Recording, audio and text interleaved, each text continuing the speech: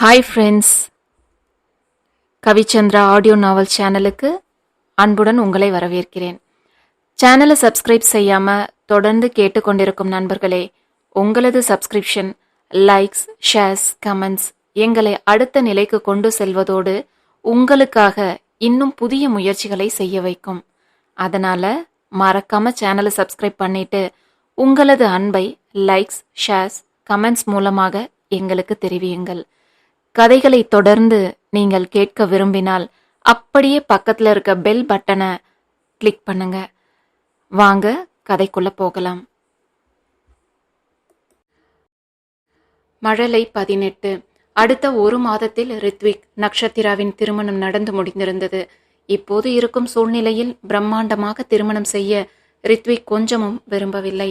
அதற்கான ஏற்பாடுகளுக்கும் நேரம் தேவை என்பதால் குலதெய்வ கோவிலில் வைத்து திருமணத்தை முடித்துக்கொண்டு மாலை நெருங்கிய உறவினர்களை அழைத்து ஒரு ரிசப்ஷன் வைத்துக் கொள்ளலாம் என முடிவு செய்து அதன்படியே செய்து முடித்தும் இருந்தனர். அப்போதும் குலதெய்வ கோவிலில் வைத்து இங்கே திருமணத்தை முடித்துக்கொண்டு டெல்லியில் ரிசப்ஷன் வைக்கலாம் என கஜேந்திரன் சொல்ல, மகன் சொன்னது போலவே பலரின் நிஜ முகம் சூரிய நாராயணனுக்கும் தெரிய வந்திருந்ததில் அவர்களிடம் இருந்து எல்லாம் தள்ளி நிற்க எண்ணினார் சூரிய நாராயணன். டெல்லியில் எதுவும் வேண்டாம் என திட்டவட்டமாக சொல்லிவிட்டவர் தவிர்க்க முடியாத முக்கிய உறவுகளுக்கு மட்டுமே அழைப்பும் கொடுத்திருந்தார். அதில் சிலர் மட்டும் திருமணத்திற்கு வந்திருந்தனர். சூரியகலா வீட்டில் இருந்து தர்ஷினியும் மனோஜும் மட்டுமே வந்திருந்தனர். அதுவும் காலை திருமணத்தில் மட்டுமே வந்து கலந்து கொண்டவர்கள் அன்று மாலை விமானத்திலேயே கிளம்பி சென்று விட்டனர். இதெல்லாம் வருத்தத்தை கொடுத்தாலும் இதற்கெல்லாம் இப்போது பழகி கொண்டு விட்டிருந்தார் காஞ்சனா. திருமணம் முடிந்து ஒரு வாரத்தில் நக்ஷத்ராவுக்கு என அண்ணா நகரில் கஜேந்திரன் வாங்கி இருந்த புது வீட்டில் இருவரையும் தனி குடித்தனம் வைத்து விட்டனர் பெரியவர்கள். திருமணம் முடிந்த அன்றே இரவு நக்ஷத்திராவின் மனநிலை புரியாமல் தானாகவே பேசி தன் கிரைம் ரேட்டை ஏற்றி கொண்டு விட்டிருந்தான் ரித்விக். வேண்டா வெறுப்பாக வேறு வழியில்லாமல் பெரியவர்களுக்காக பால் சொம்போடு அறைக்குள் நுழைந்தாள் நக்ஷத்திரா. நல்ல வேளையாக அறை பெரிதாக எந்த அலங்காரங்களும் இல்லாமல் சாதாரணமாகவே இருந்தது. ரித்விக் தான் இதையும் சொல்லி இருந்தான். இந்த சினிமால வர்றது போல எந்த ஒரு ஆர்டிஃபிஷியலும் வேண்டாமாம் என அவன் சொல்லி இருக்க, அது நக்ஷத்திராவுக்கு எந்த ஏற்பாடும் அலங்காரங்களும் வேண்டாம் என ரித்விக் சொன்னதாக வந்து சேர்ந்திருந்தது. ஏற்கனவே அவன் விருப்பமே இல்லாமல் இந்த திருமணத்திற்கு வேறு வழியின்றி யார் வற்புறுத்தலிலோ சம்மதித்து இருப்பதாகவே நினைத்து கொண்டிருப்பவளுக்கு இது மேலும் கோபத்தை கொடுத்தது. இவ்வளவு விருப்பம் இல்லாம எதுக்காக கல்யாணத்துக்கு ஒத்துக்கணும் என பல்லை கடித்தபடி அவள் நினைக்க, நீ அப்போ வேற எதையோ எதிர்பார்த்து இருக்க போலவே என அவளின் மனமே கேலி செய்தது. அதெல்லாம் இல்ல, அவருக்கு என்ன கல்யாணம் செஞ்சுக்க கொஞ்சமும் பிடிக்காதுன்னு எனக்கு நல்லாவே தெரியும். அதனாலதான் இந்த கல்யாணத்தை நிறுத்திடுங்கன்னு அவர்கிட்ட போய் சொன்னேன். அப்போ எல்லாம் எதுவுமே தெரியாதது போல இருந்துட்டு இப்போ வந்து இப்படியெல்லாம் செஞ்சுட்டு இருந்தா கோபம் வருமா வராதா? முதல் நாளே இப்படி இருக்கு, இன்னும் என்னவெல்லாம் செஞ்சு என்ன வெறுப்பேத்த போறாரோ தெரியல என்று எண்ணிக்கொண்டவளாக நக்ஷத்திரா அறைக்குள் அமர்ந்திருக்க, அதே நேரம் இந்துவும் காஞ்சனாவும் அவளை அழைத்து செல்ல வந்தனர். அவர்களுக்காக எந்த மறுப்பும் தெரிவிக்காமல் அமைதியாகவே அதையெல்லாம் செய்தவள் ரித்விக்கு இருந்த தன் அறைக்குள் நுழைய, பால்கனியில் நின்றிருந்தவன் நக்ஷத்திரா உள்ளே வந்த சத்தம் கேட்டு திரும்பி பார்த்தான். நக்ஷத்திரா தன் கையில் இருந்த பால் சொம்பை அங்கிருந்த மேசை மேல் வைத்துவிட்டு திரும்ப ரித்விக் அவள் அருகில் வந்து நின்றான். இந்த கல்யாணம், ஜோஷியம், அது இதுன்னு 1000 காரணங்களுக்காக தவிர்க்க முடியாம நடந்திருக்கலாம் நக்ஷு. ஆனா இப்போ உன் முழு கவனமும் படிப்பிலும், என் முழு கவனம் பிஸ்னஸிலும் தான் இருக்கணும். நமக்கு இன்னும் நிறைய நேரம் இருக்கு. திடீர்னு இப்படி ஒரு கல்யாணம் நடந்தது நம்ம 2 பேருக்குமே ஷாக் தான். இந்த வாழ்க்கையை ஏத்துக்க நமக்கு கொஞ்சம் அவகாசம் தேவை. அதனால எதுக்கும் அவசரப்படாம நாம இந்த வாழ்க்கைய அதோட போக்கில எதிர்கொள்ளலாம்னு எனக்கு தோணுது. நீ என்ன நினைக்கிற? உனக்கு ஓகே தானே என்றான் ரித்விக். கிட்டத்தட்ட இதையே தான் அவனிடம் தன் பாணியில் பேச எண்ணி அறைக்குள் வந்திருந்தவள். அதையே ரித்விக் பேசவும், அது எப்படி நீ சொல்லலாம், எல்லாம் உன் முடிவுதானா என்பது போல் கோபத்தோடு நிற்க, நக்ஷு என்றான் எதுவும் பேசாமல் அவள் நிற்பதைக் கண்டு ரித்விக். அதில் தன் யோசனை கலைந்து அவனை பார்த்தவள், நானும் இதையே தான் சொல்ல நினைச்சேன் என்று விட்டு படுக்கையின் ஒரு பக்கமாக சென்று படுத்துக்கொண்டாள். சமீபமாக அவளிடம் தோன்றியிருந்த மாற்றங்கள் ஏனென புரியாமல் சில நொடிகள் நக்ஷத்திராவின் முதுகையே பார்த்தபடி நின்றிருந்தவன் பின் பெரிதாக எதுவும் இருக்காது என்ற எண்ணத்தோடு மற்றொரு பக்கம் சென்று படுத்தான். ரித்விக்கிற்கு பிசினஸை வெற்றிகரமாக கொண்டு சென்றுவிட வேண்டும் என்ற வெறி பெரிய அளவில் இருக்க நேரம் காலம் பார்க்காமல் அதற்காகவே ஓடிக்கொண்டிருந்தான். நக்ஷத்திராவுக்கு இப்போது 3ஆம் வருட இறுதி தேர்வு முடிந்து விடுமுறை விட்டிருந்தனர். அவள் கல்லூரிக்கு செல்லாமல் வீட்டிலேயே இருக்க வேண்டிய சூழ்நிலை. காலையில் வெளியே கிளம்பி செல்லும் ரித்விக் இரவுதான் வீடு திரும்புவான். அதுவரை தனியே என்ன செய்வது என அவளுக்கு புரியவில்லை. நக்ஷத்திராவுக்கு சமைக்க தெரியாது என்பதால் தினமும் ஒரு பெண்மணி வந்து 3 வேளைக்கும் சமைத்து வைத்துவிட்டு செல்ல ஏற்பாடு செய்திருந்தார் இந்து. வாரத்தில் 2 முறையாவது நேரில் வந்து அவரும் மகளை பார்த்து செல்வார். இவர்களின் திருமணத்தை இரு வீட்டு பெரியவர்களும் பெரிதாக எதிர்பார்த்ததால் அவர்கள் முன் தன் மன சுணக்கங்கள் எதையும் வெளிப்படுத்திக் கொள்ள விரும்பவில்லை நக்ஷத்திரா. அதனால் இவர்கள் இருவரும் இயல்பாக இருப்பது போலவே அனைவரிடமும் காண்பித்துக் கொண்டிருந்தாள். தன் வேலை பிஸியில் இருந்தவனுக்கு இவளிடம் ஏற்பட்டிருந்த மாற்றங்கள் ஏன் எதற்கு என யோசிக்க தோன்றவில்லை. என்னடா நக்ஷு, நாள் முழுக்க வீட்டிலேயே இருக்க போர் அடிக்குதா? ரித்விக் கூட எங்கேயாவது வெளியே போகலாம் இல்லை என மகளின் வாழ்க்கை எப்படி போகிறது என்றறிய லேசாக பேச்சு கொடுத்து பார்த்தார் இந்து. அவங்க கொஞ்சம் பிஸியா இருக்காங்கம்மா. உங்களுக்கு தான் நடந்தது எல்லாம் தெரியுமே. அதனால எப்படியாவது சக்சஸ் ஆகணும்னு வெறியோட இருக்காங்க. திடீர்னு மேரேஜ் ஃபிக்ஸ் செஞ்சதுல அவங்களால டைம் அட்ஜஸ்ட் செய்ய முடியல என்றாள் நக்ஷத்திரா. இதையெல்லாம் ரித்விக்கின் மூலம் முன்பே அறிந்திருந்த இந்து. புரியுதுடா, நைட்லையாவது ரித்விக் வந்த பிறகு டின்னர் எங்கேயாவது போகலாமே. ரித்விக்கும் கொஞ்சம் இது ரிலாக்ஸா இருக்கும் இல்ல என இந்து கூற, அதெல்லாம் போறோம்மா. நேத்து கூட நைட்டு லாங் டிரைவ் போயிருந்தோம் என சட்டென சமாளித்திருந்தாள் நக்ஷத்திரா. ஓ அப்படியா, ஓகே ஓகே என்ற இந்துவுக்கும் இவர்களுக்குள் எந்த பிரச்சனையும் இல்லை என்பதை அறிந்து பெரும் நிம்மதி உண்டானது. இதில் மகள் பக்கம் எதுவும் பிரச்சனை இருக்கும் என கூட அவர் யோசிக்கவில்லை. ஏனெனில் ரித்விக்கை அவள் எவ்வளவு விரும்பினாள் என அவருக்கு தெரியுமே. அதனால் பிரச்சனை என ஒன்றிருந்தால் அது ரித்விக் பக்கம் இருந்துதான் வரும் என நினைத்தார் இந்து. இதற்கு காரணம் பாவனாவை அவன் விரும்பியதுதான். அவ்வளவு சீக்கிரம் அவளை மறந்து முழு மனதோடு நக்ஷத்திராவுடான வாழ்க்கையை ஏற்றுக்கொள்ள ரித்விக்கால் முடியுமா என்ற குழப்பமும், ஒருவேளை அப்படி முடியவில்லை என்றால் தன் மகளின் வாழ்க்கை என்னவாகும் என்ற கவலையும் இந்துவிற்கு நிறையவே இருந்தது. உடனே எல்லாம் சரியாகிவிடும் என அவர் நினைக்கவில்லை என்றாலும் கொஞ்சம் கொஞ்சமாக அனைத்தும் மாறும் என்ற நம்பிக்கை கிடைத்தால் போதும் என்ற பதட்டத்தில் இருந்தவருக்கு நக்ஷத்திராவின் வார்த்தைகள் அதை கொடுத்திருந்தது. பாவனாவை மனதில் வைத்துக்கொண்டு நக்ஷத்திராவிடம் இருந்து ரித்விக் தள்ளி இருக்கவில்லை என புரிய அதில் உண்டான நிம்மதியோடு நக்ஷத்திராவை பார்த்தவர், சரி ரித்வி தான் பிஸி, நீ ஃப்ரெண்ட்ஸ் கூட எங்கேயாவது போகலாம் இல்ல, ஏண்டா வீட்டிலேயே இருக்க, போர் அடிக்கலையா உனக்கு என்றார் இந்து. பூஜாவும் ரதியும் அவங்க பாட்டி வீட்டுக்கு போயிருக்காங்கம்மா. சிவானி மட்டும்தான் இங்க இருக்கா. அவ கூட வெள்ளிக்கிழமை வெளியே போறேன் என்றாள் நக்ஷத்திரா. சரிடா, நான் கிளம்புறேன், கொஞ்சம் வேலை இருக்கு. நீ வேணும்னா நாளைக்கு ரித்வி ஆஃபீஸ் போகும்போது நம்ம வீட்டுக்கு வந்துட்டு நைட் வந்து ரித்வி உன்னை பிக்கப் செஞ்சுக்கட்டும். நம்ம வீட்டிலேயே நைட்டு டின்னர் சாப்பிட்டுட்டு கிளம்பலாம் என்றார் இந்து. சரிம்மா, நான் அவங்க கிட்ட கேட்டுட்டு சொல்றேன். நாளைக்கு வேற ஏதாவது அவசர வேலை இருந்தா வர முடியாதுல்ல, நான் நாளைக்கு காலையில உங்களுக்கு ஃபோன் பண்றேன் என்றாள் நக்ஷத்திரா. எப்போதும் போல் குதித்து கொண்டு சம்மதம் சொல்லாமல் இத்தனை பொறுப்பாக நிலைமை உணர்ந்து மகள் பேசுவதை கண்டு உண்டான மன நிறைவோடு, ஓகே நீ ரித்வி கிட்ட கேட்டு சொல்லு என்று விட்டு அங்கிருந்து கிளம்பினார் இந்து. அவளின் தோழிகள் யாரும் எங்கும் செல்லவில்லை, எல்லாம் இங்கேயேதான் இருந்தனர். ஆனால் அவர்களை சென்று பார்க்கத்தான் நக்ஷத்திராவுக்கு தயக்கமாக இருந்தது. நக்ஷத்திராவின் திருமண விஷயம் பற்றி அனைவருக்கும் தெரியவில்லை என்றாலும் அவளின் தோழிகளுக்கு தெரியும். அவர்களும் திருமணத்திற்கு வந்திருந்தார்கள். ஹேய் நக்ஷு, மேரேஜ் லைஃப் எப்படி போகுது? உன் அத்தான் என்ன சொன்னாரு? ஏ அப்படி கேட்க கூடாதுடி, என்ன செஞ்சாருன்னு கேட்கணும். அப்புறம் என்ன விஷயம் சொல்லு. குழந்தை பொண்ணு போல இருந்துகிட்டு சத்தமில்லாம காதல்ல சாதிச்சிட்ட இல்ல, எங்களுக்கும் டிப்ஸ் கொடுடி.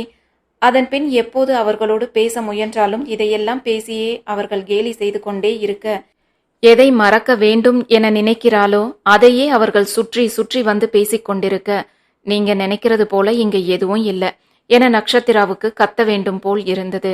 ஆனால் அவர்களிடம் கூட எதையும் மனம் விட்டு சொல்ல நக்ஷத்திராவுக்கு விருப்பம் இல்லை. இந்த நொடி வரை பாவனாவோடான ரித்விக்கின் காதலை பற்றி கூட அவர்களுக்கு தெரியாது. ஆரம்பத்தில் அதை பற்றி பேசும் மனநிலையிலேயே இல்லாதவளுக்கு அதன் பின் அவர்களிடம் இதை பற்றி சொல்லி அவர்கள் தன்னை பரிதாபமாக பார்க்கும் ஒரு நிலை வேண்டாம் என நினைத்தவளாக எதையுமே பகிர்ந்து கொள்ளவில்லை நக்ஷத்திரா. அவர்களை பொறுத்தவரை இது நக்ஷத்திராவின் காதல் திருமணம். ஜாதகத்தை காரணம் காண்பித்து சீக்கிரமே நடந்திருந்தாலும் இவளின் காதல் வெற்றியடைந்து விட்டது என்றே மூவரும் நினைத்து கொண்டிருந்தனர். அதனால் பெரும்பாலும் அனைவரும் கூடும் நேரம் பேச்சுக்கள் முழுக்க அதையே சுற்றி இருந்தது. இதில் உண்மையை சொல்ல முடியாமல் அவர்களோடு பேசுவதையே நக்ஷத்திரா தவிர்த்து கொண்டிருக்க, அதையும் கூட புதிதாக திருமணமானவள் கல்லூரி திறக்கும் வரை தன் கணவனோடு நேரம் செலவிட விரும்புவதாக எண்ணிக்கொண்டவர்கள் அதிகம் இவளை தொந்தரவு செய்யவில்லை. அவர்கள் அப்படி புரிந்து கொண்டதும் கூட நக்ஷத்திராவுக்கு நல்லதாகவே போனது. இல்லையென்றால் தினமும் அழைத்து என்னாச்சு, எங்க போனீங்க, டெய்லி ரொமான்ஸ் தானா என எதையாவது பேசி அவளின் மனநிலையை கெடுப்பர். மனம் முழுக்க காதல் நிறைந்திருந்த காலங்களில் இனித்த அவர்களின் பேச்சு இது ஒருதலை காதல். ரித்விக் மனதில் தனக்கு இடமில்லை என்று தெரிந்த பின் கசக்க தொடங்கியது. இப்போதெல்லாம் அவர்களின் கேலி பேச்சோடு தன் வாழ்க்கையை ஒப்பிட்டு பார்த்து அந்த ஏமாற்றத்தை ஏற்றுக்கொள்ள முடியாமல் தனக்குள்ளேயே சுருண்டு கொண்டாள் நக்ஷத்திரா. அதனாலேயே முடிந்த அளவு அவர்களோடு பேசுவதை தவிர்க்க நினைத்தாள் நக்ஷத்திரா. கல்லூரி திறந்த பின் எப்படியும் அது முடியாது என அவளுக்குமே தெரியும். ஆனால் தனியே வீட்டில் இருக்கும் இந்த நாட்களிலாவது மனம் எதையெதையோ எண்ணி குழம்புவதை விட அமைதியாக இருக்கலாம் எனதான் அவளுக்கு தோன்றியது.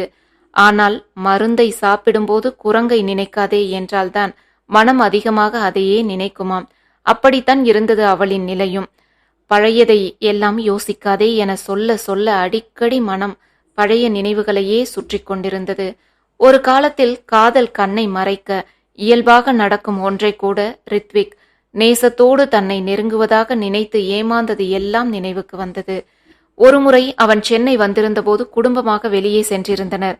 அங்கே சாப்பிட அமரும்போது நக்ஷத்திராவுக்காக நாற்காலியை அவன் நகர்த்தி பிடிக்க மனமெங்கும் சந்தோஷமாக அதில் அமர்ந்தவள் தன் அருகில் அமர்ந்தவனை உள்ளமெங்கும் பொங்கி வரும் உற்சாகத்தோடு ஓர விழியில் பார்த்திருந்தவள் மெல்ல அவன் பக்கம் முகத்தை திருப்ப, அதே நேரம் அவளின் பக்கம் திரும்பி குனிந்து என்ன சாப்பிடுற என்றிருந்தான் ரித்விக்.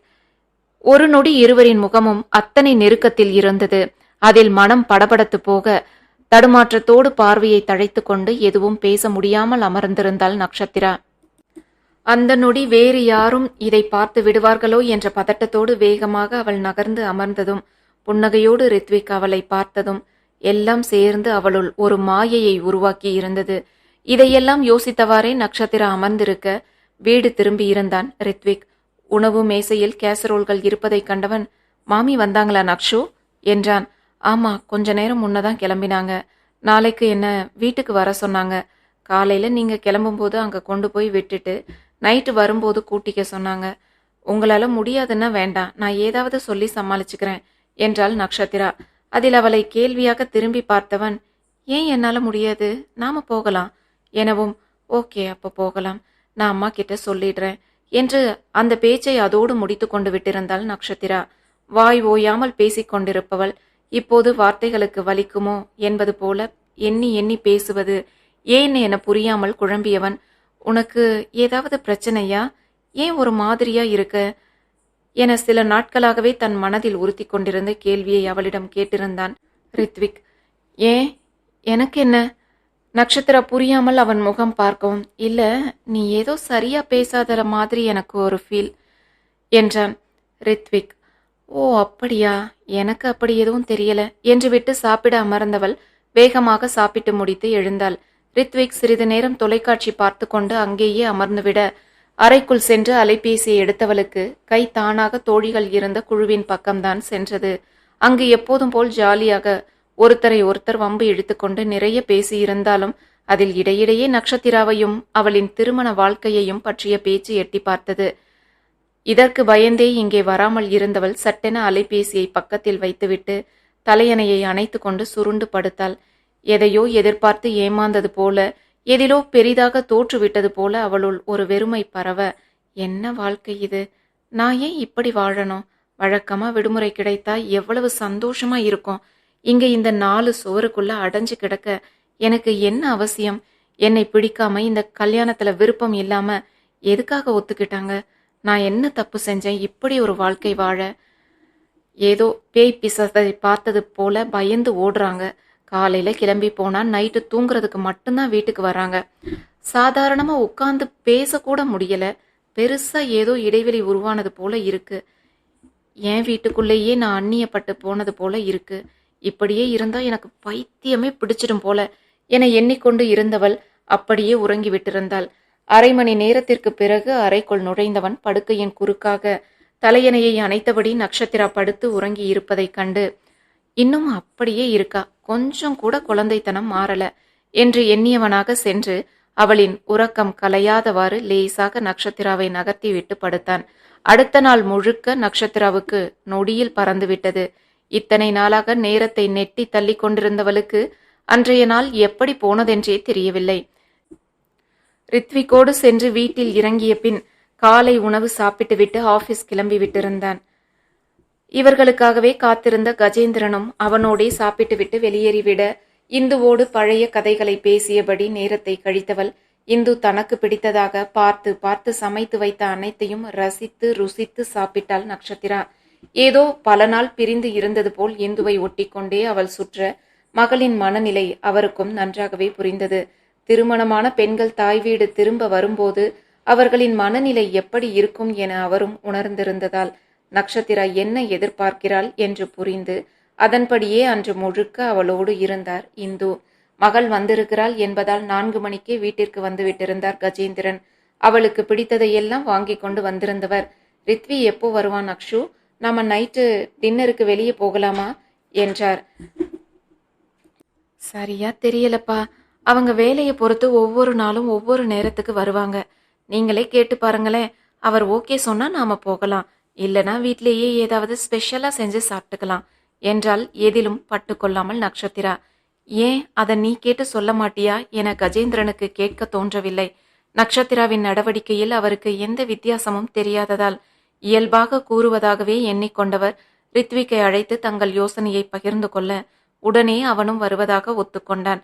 அவங்க வரமாட்டாங்கன்னு இல்லை நினைச்சேன் என்று எண்ணிக்கொண்டவளாக நட்சத்திரா அமர்ந்திருக்க, என்ன தீவிர யோசனையில இருக்கீங்க மேடம், என்னன்னு சொன்னா நாங்களும் சேர்ந்து யோசிப்போம் இல்ல என்று கேலி செய்தார் இந்து. அதெல்லாம் இல்லம்மா, சும்மாதான் என்று சமாளித்தவள், இதுவே நான் கூப்பிட்டு இருந்தா வர முடியாது, வேலை இருக்குன்னு சொல்லி இருப்பாங்க. இப்போ அப்பா கிட்ட அப்படி சொல்ல முடியாதே, அவருக்கு மாமா கிட்ட நல்ல பேர் வாங்க வேணும்ல, அதுக்காக தான் ஓகே சொல்லி இருப்பாங்க என்று முடிவுக்கு வந்தவளாக அதன் பின் வேறு எதுவும் யோசிக்க வேண்டாம் என்று எண்ணிக்கொண்டவளாக கஜேந்திரனிடம் செல்லம் கொஞ்சம் தொடங்கிவிட்டாள் நட்சத்திரா. கஜேந்திரனிடம் சொல்லி இருந்தது போல சரியாக 7 மணிக்கு வீட்டிற்கு வந்தான் ரித்விக். அத்தனை சோர்வோடு வீட்டிற்குள் நுழைந்தவனை கண்ட கஜேந்திரனுக்கு மனம் கனத்து போனது. வேலை வேலைன்னு இப்படி ஓடிக்கிட்டு இருக்கானே, இதுல நாம வேற தொல்லை செஞ்சிட்டோமா என்று தோன்றவும், வேலை எதுவும் இருந்ததா ரித்வி, நான் உன்னை தொந்தரவு செஞ்சிட்டலையே என்றார். என்ன மாமா நீங்க என்கிட்ட போய் இவ்வளவு ஃபார்மலா பேசிட்டு இருக்கீங்க, நீங்க கூப்பிடலனா கூட நான் இந்த நேரத்துக்கு தான் கிளம்பி வீட்டுக்கு வரதா இருந்தேன். நக்ஷு இங்க இருக்கா, நானும் நைட்டு டின்னர் இங்க தான் சாப்பிட்டாகணும். மாமி ஏதாவது இன்னைக்கு ஸ்பெஷலா செஞ்சிருப்பாங்க, கொஞ்சம் சீக்கிரமா வந்தா உங்களோட எல்லாம் டைம் ஸ்பெண்ட் பண்ணலாமேன்னு தோணுச்சு என்றவன், நான் போய் ஃப்ரெஷ் ஆகிட்டு வந்துடுறேன் என்று விட்டு நக்ஷுவின் அறைக்குள் நுழைந்தான். அதற்குள் ரித்விக்கிற்கு பிடித்த லெமன் டீயை தயார் செய்திருந்த இந்து, நக்ஷு இதை கொண்டு போய் ரித்விக் கிட்ட கொடு, கொஞ்சம் தெம்பா இருக்கும், உடனே கிளம்பி வரணும்னு அவசியம் இல்லை, ஒரு அரை மணி நேரம் ரூம்ல ரெஸ்ட் எடுக்க சொல்லு என மகளிடம் சொல்லி அனுப்பினார். அதில் வேறு வழியில்லாமல் லெமன் டீயை எடுத்துக்கொண்டு நட்சத்திரா அறைக்குள் செல்ல அதே நேரம் குளியல் அறையில் இருந்து வெளியில் வந்தான் ரித்விக். நட்சத்திராவின் கையில் இருந்த லெமன் டீயை கண்டவன், தேங்க்யூ நக்ஷு, இப்போ எனக்கு இது ரொம்ப தேவையா இருந்தது என்றபடியே அதை வாங்கி கொண்டு வெளியில் செல்ல முயல, அம்மா உங்களை இங்க கொஞ்ச நேரம் ரெஸ்ட் எடுக்க சொன்னாங்க, டின்னருக்கு கிளம்ப இன்னும் நேரம் இருக்கு என்றாள் நட்சத்திரா. ஓகே என்றவன் படுக்கையில் தலையணையை சாய்த்து வைத்து அமர்ந்தான். நட்சத்திராவும் தன் அருகில் வந்து அமர்வாள் என ரித்விக் எதிர்பார்க்க, அவளோ தன் வேலை முடிந்தது என்பது போல் அறையில் இருந்து வெளியேறியிருந்தாள்.